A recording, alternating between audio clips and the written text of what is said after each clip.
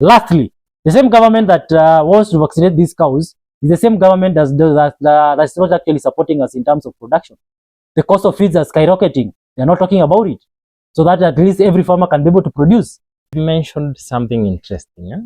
And recently in our country, Kenya, there is this wave of vaccination that the president is addressing. People are sharing different opinions. What is your opinion according to maybe vaccination? Because on my side, I'm a vet by profession. On my side, what I can say about vaccination is important in the livestock, but it depends. That's why sometimes I prefer farmers having a different vaccination schedule for their own farm, so at least maybe they can get they have their own, maybe from sourcing them privately from the agencies or wherever they want to source their vaccines from reputable companies, etc. Because we say prevention is better than cure. And it is a lucky day today because I'm on the ground and you can share your opinion about the vaccination. How is it supposed to be addressed and what is your opinion about it? Vaccination is very key. First of all, it has been very helpful for animals. But now the issue comes in with the vaccination that is being addressed, is being alleged. The reason why I'm against about that is because I have no information about the vaccination of that. What is being vaccinated against? But the other normal vaccination that have been in the market for the longest time, those ones are very helpful, like the foot and mouth, the anthrax, lumpy skin, and many other diseases, even including the rabies. So those ones, I'm not against them at all. What I'm being concerned is this vaccination that we are being told is not a vaccine that we know about it. They haven't done what we call a public participation, whereby I can actually explain to you how it's going to work.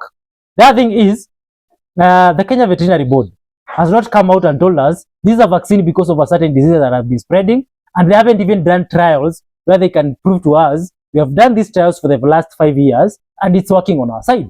So, and the last thing is, in the same country is where we have a constitution that says, a bylaw that says, if in any case any losses happens during the vaccination or after the vaccination, the government will not be liable.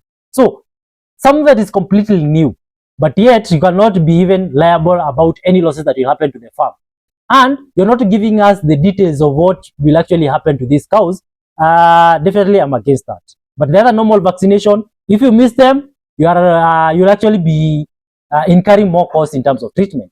So when it comes to people, farmers who are able to actually to raise more than 20 cows and above, you can actually have your own schedule for vaccination, and you can actually be purchasing, liaising with your vet, and you can be able to purchase these vaccines. Like the foot and mouth, you can be able to purchase them and actually vaccinate your cows. But now the biggest challenge is for those who are small scale farmers who are actually doing 2-3 animals, whereby the cost of actually purchasing the vaccine, yet it comes on a larger pack of probably 80 cows and some even 30 or 50 cows, it becomes a challenge. But in cases for here, people have a lot of cows, you can actually be purchasing those vaccines and be able to vaccinate what you know you are vaccinating against. Now the rest, which is we are being told about, those ones, let them first vaccinate the animals and tell us the results probably after 2-3 years.